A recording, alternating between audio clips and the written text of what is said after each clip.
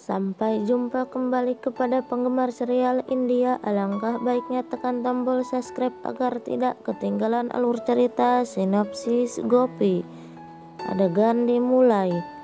Gaura menerapkan Mahendi di kaki Kokila dan mereka berdua mengenang kompetisi Mahendi masa kecil mereka dan bagaimana Gaura dulu menerapkan dung sapi di tangan temannya.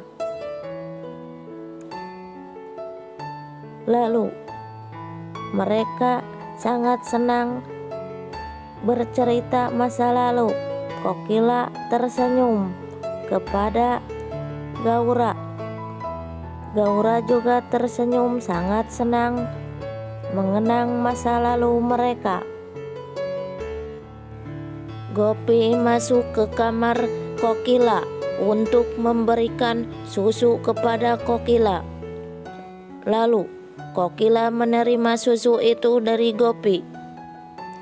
Gopi meninggalkan Kokila bersama Gaura di sana.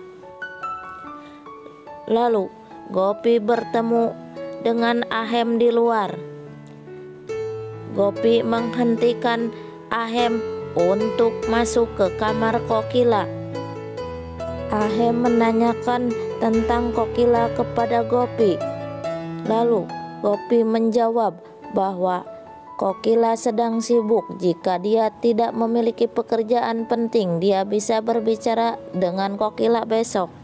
Gopi mengatakan bahwa Kokila setelah kembali ke Modibapan dia merasa bahagia. Ahem bertanya apakah Kokila punya teman terbaik. Lalu Gopi mengatakan Kokila tidak punya teman baik. Lalu Ahem bertanya lagi kepada Gopi, apakah kita bahagia melihat Kokila bahagia dan memeluknya? Mereka senang. Gaura memberitahu Kokila bahwa dia akan pergi dari sana untuk tidur sekarang karena dia harus pergi dengan cucunya di pagi hari. Di tempat camping, Mera melihat Vidya sedang tidur. Lalu Mera melihat ponselnya. Mera berpikir dia akan meninggalkan tempat itu. Tetapi Mera melihat tangannya diikat oleh Vidya dan sangat kesal. Lalu Mera memikirkan untuk melepaskan tangannya. Mera mencoba melepaskan ikatan tangannya. Mera berhasil melepaskan ikatan itu. Mera sangat ketakutan mendengar auman harimau. Lalu Mera berpikir akan masuk kembali. Sedangkan Vidya tersenyum melihat ponselnya bahwa Mera sangat ketakutan. Telu telah memberitahunya. Mera kembali masuk ke dalam tenda sangat ketakutan, sedangkan Tolu dan Melu tersenyum melihat Mera ketakutan. Mereka berdua tertawa sangat senang.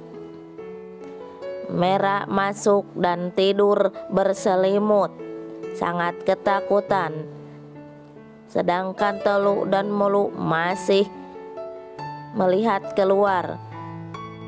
Gopi bercerita kepada si nenek dan Paridi tentang kebahagiaan Kokila bersama Gaura. Gaura datang untuk sarapan pagi bersama keluarga Modi. Kokila mengatakan setelah yoga dia harus makan makanan ringan dan memberikan kolaknya. Lalu Gaura berkata dia akan memakan kolaknya di sini. Gopi menuangkan jus di hadapan Gaura. Lalu Ahem datang ke sana dan menerima telepon dari kantor.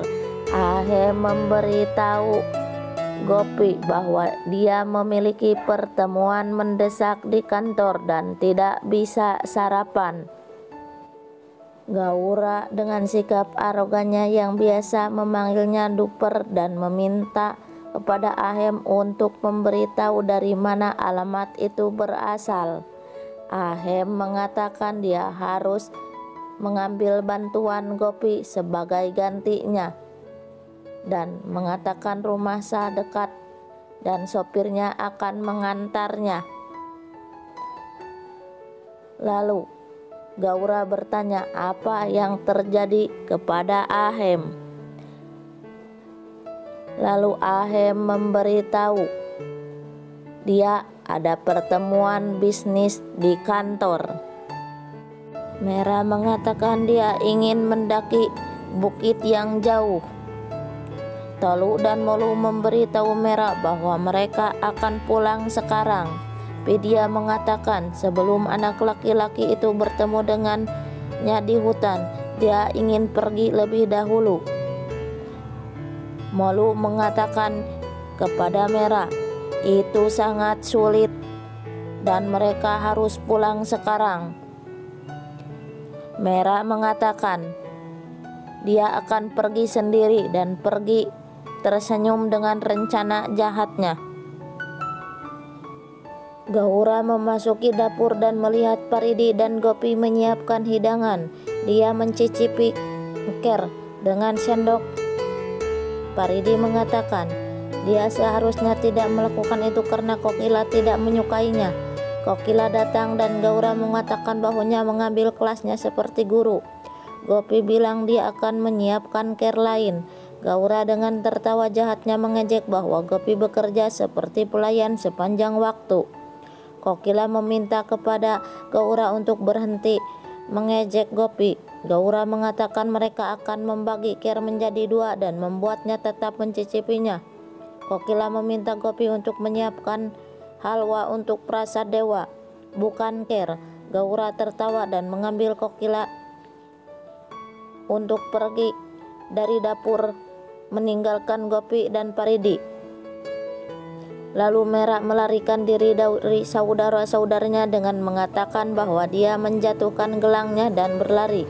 Pidia menyadari bahwa dia tidak memakai gelang apapun dan dia berlari di belakang Merah dengan Tolu dan Molu. Merah bertemu Sankar dan mereka berdua mulai merencanakan untuk berlari dari sana. Pidia dan Tolu dan Molu juga mengikuti Merah dari belakang mencarinya. Lalu Merah tersangkut di lubang dan Saskar mencoba menariknya ke atas. Merah terkejut melihat kalajengking datang ke arahnya. Kalajengking itu semakin mendekat ke hadapan Merah. Merah semakin ketakutan melihat kalajengking itu. Saskar lalu sangat bingung dan lari dari sana meninggalkan Merah sendirian. Lalu Merah berteriak kepada Tolu dan Molu dan Pidia untuk meminta bantuan.